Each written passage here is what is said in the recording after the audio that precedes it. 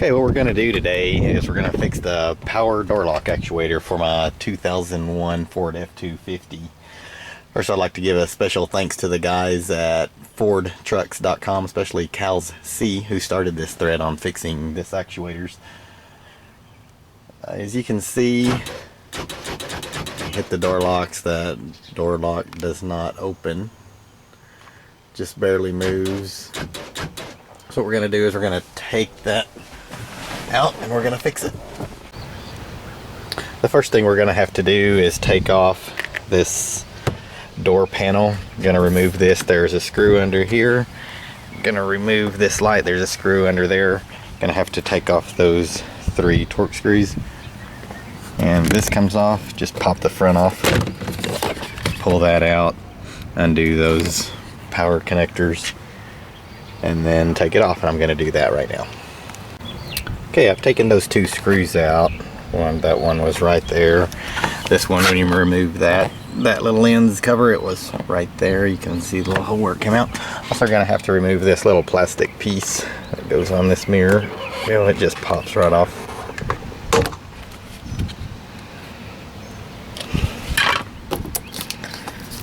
And then lift up on that door panel and take it off.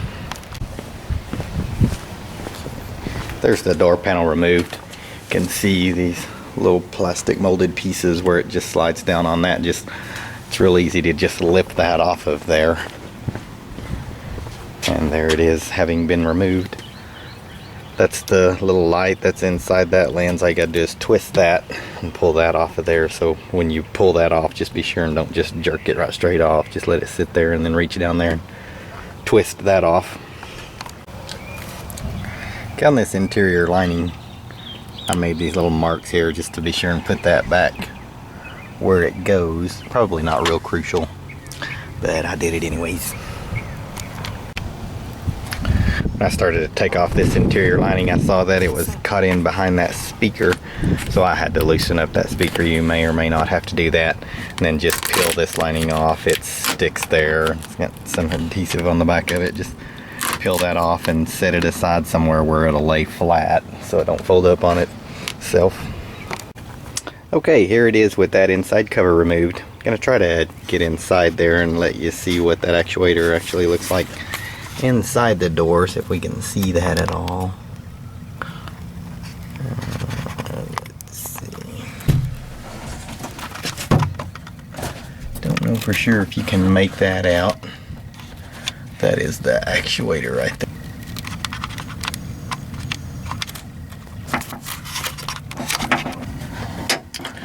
So that's what we're going to be taking off.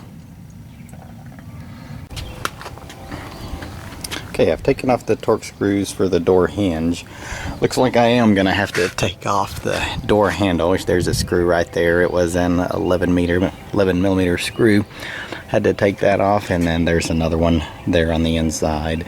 Don't know if you can see that, but it's right behind the door, the window guide there. Okay, I've taken both those screws off of the door handle, the outside door handle. It just pulls straight out. You see where both those screws were. Gonna have to take off that little bar right there, so you just have to bend that up and pull it off and get that little bar off of the actuator there. I didn't see the other one inside there. There are two little bars that come down off of that door handle. Thought it was just that one. There are 2. Looks like that one's connected in there, so you can just lift it out sideways. You won't have to take it completely. You won't have to be able to work it out. Okay, I took that bottom one off there. It was on this little white piece there. It just slid out sideways. And then now just turn this up and slide it off of that bar there. Then that's free. Now what we're going to have to do is take this little rod off, and I think just pinch the back of that and push that yellow clip out of there. Okay, now what probably is the most difficult part is disconnecting the power connectors. You might be able to make them down there. They're at the very bottom. There are 2 connectors down there. Have to disconnect those and both of them have a little clip on the bottom side that you have to pull out and then simultaneously pull the connector off of the actuator. Okay, here's the actuator out.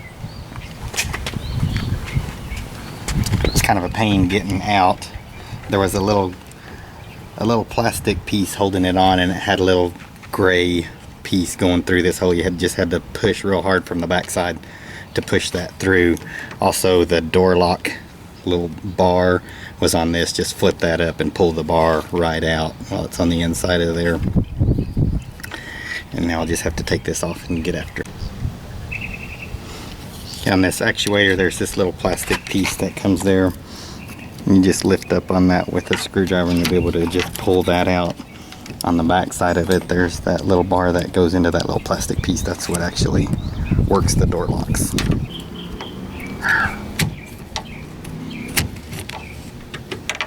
Okay, and that's the actuator.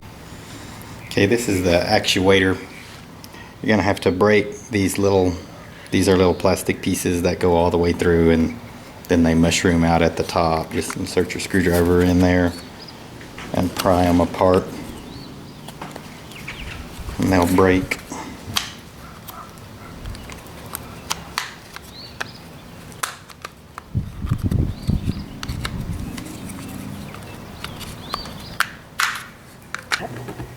This one had 2 steel pop rivets on there. Just used a Dremel tool, drilled the back side of those off. So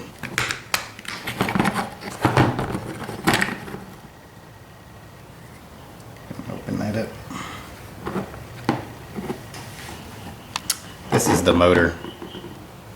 Inside this motor, there's the little resistor that makes it not work. We'll get that out and fix that.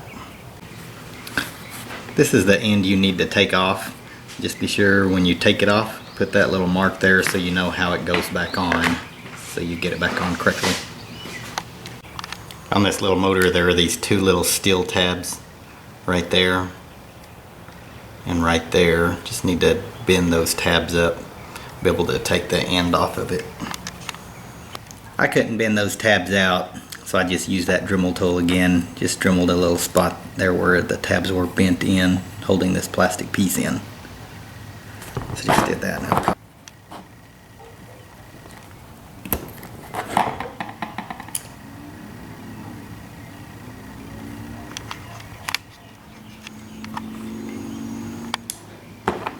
Okay, there it is in this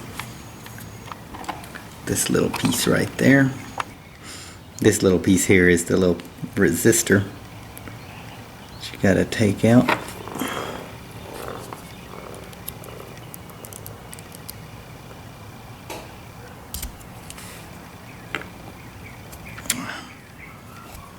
That's the little piece that makes the locks not work. It's a 7 ohm resistor.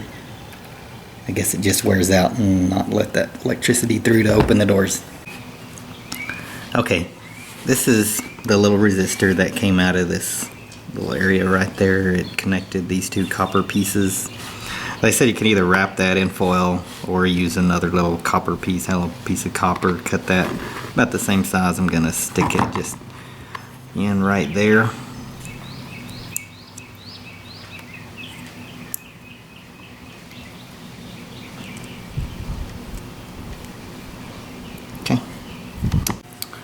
Okay, I put this back on here and I just used a little drill bit and drilled into those little plastic pieces. Some people say to just break those off and drill a small hole through there and drill a screw completely through. That's how I did that one. But on this one, I'm gonna just go ahead and drill those off and use a little screw. This is a number 4 screw. Just drill that in, or screw that into there. It should hold it on. There it is, put it all back together.